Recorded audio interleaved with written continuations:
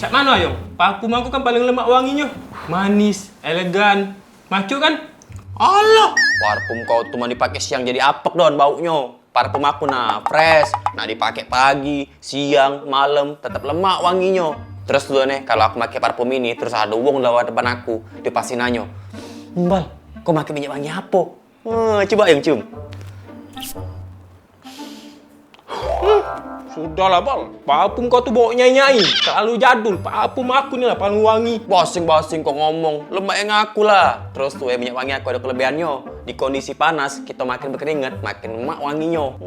Parfum kau tuh bambu pasaran don banyak yang make. Apa? Pasaran? Mana ada? Susah kan apa di parfum ini? Limited edition. Cak mana Ayong? Parfum aku kan paling wangi. Punya aku kan Ayong?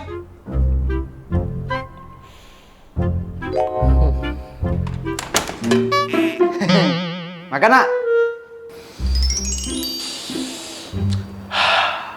Nak cak mana pun, bau mie yang baru dimasak itu tak katik tandingannya. Asli, lemak ni kan aromanya. Bener. Dak nyalakannya. Pek, nyicip boleh dak?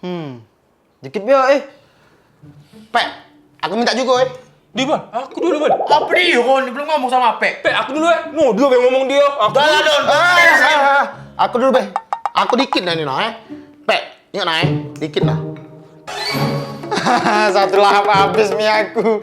Belum lah aku makan itu dikit. Mie aku. Sinyo, gila. Oh, Dep. biksu.